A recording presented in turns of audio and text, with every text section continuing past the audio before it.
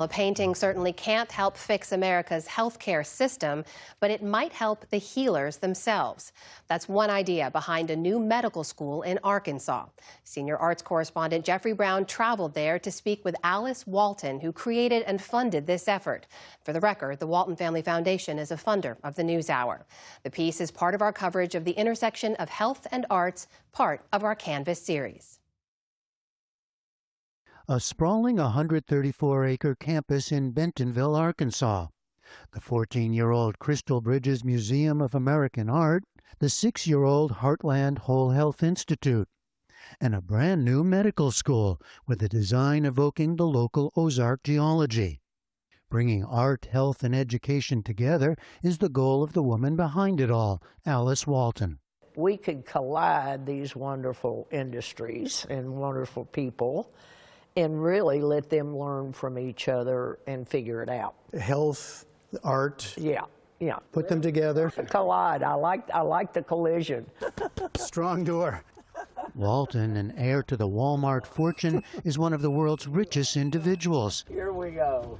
But here she drives herself around in her own little putt-putt. It only goes 25 miles an hour, so I can't exactly speed. You're not too dangerous. I'm not too dangerous, I don't think. One area where Walton is trying to cause some trouble, the nation's healthcare system.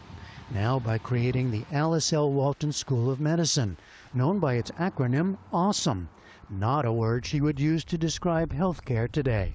The real problem with healthcare is that there's no incentive in the payment system for doctors to spend time helping you learn what good nutrition is, how important exercise is, and frankly, doctors aren't taught those things because they're not paid for those things. So that means the medical education system is faulty. It is focused on let people get sick and we will fix you. So what we're trying to do is, yes, our docs will be allopathic docs. They will know how to fix you, but they will know how to keep you healthy.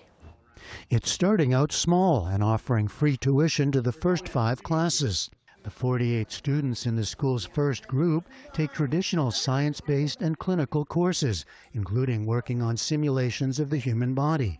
But there's also a heavy emphasis here on whole health concepts, not just the absence of illness, but a broader sense of well-being that encompasses physical, mental, behavioral, and other factors in a person's life. Not a new idea in medical practice or education, but a core concept here. And one way to get there, through integrating the arts into the training of new doctors. When I heard that there was going to be a medical school on a museum campus, I knew that I had to come here for this job. That was you. That was me. Dr. Stephen Nix, one of the brand new faculty, is a neuropathologist. He was also an English major as an undergraduate.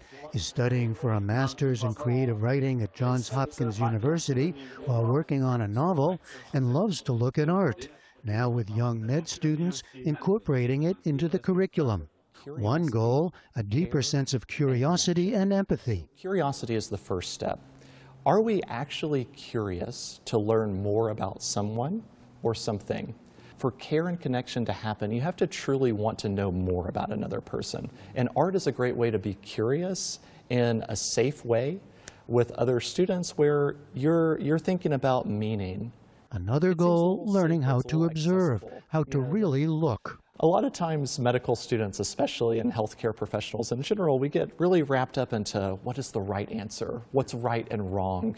And sometimes that can prevent us from really engaging and thinking about something. So we can start with art, and then we're looking at the histology of perhaps a cancer or an inflammatory disease or the radiology.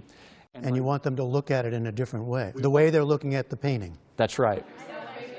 We're really sort of like the pioneers trying to figure out how this is going to work. That's how you feel? A little bit, yeah. Yeah.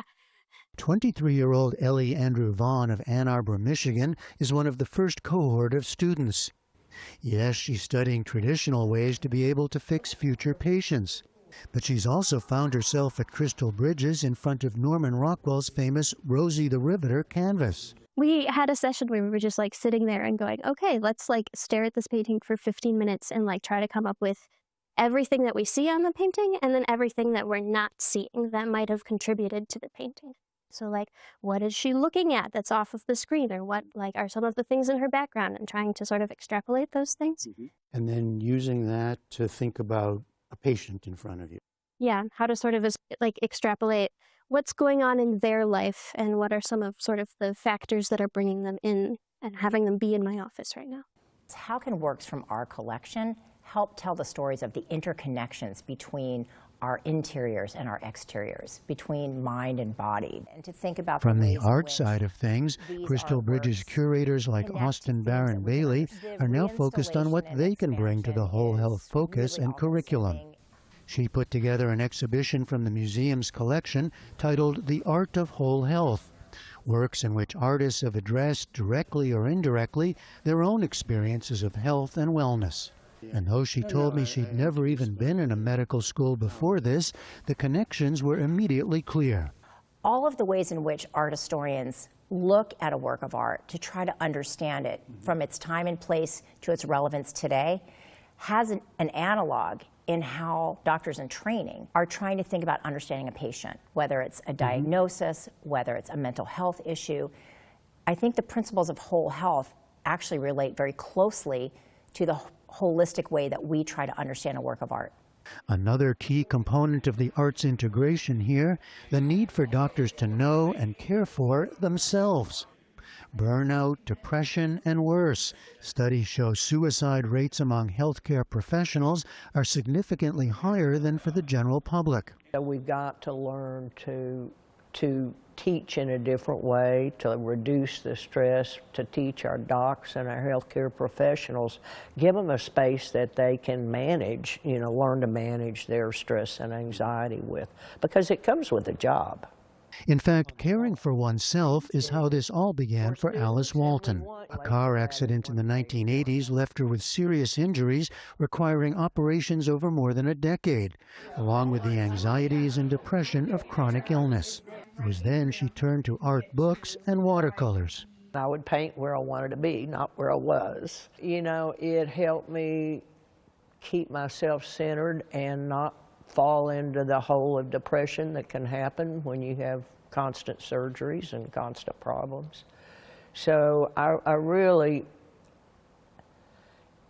it was my armor.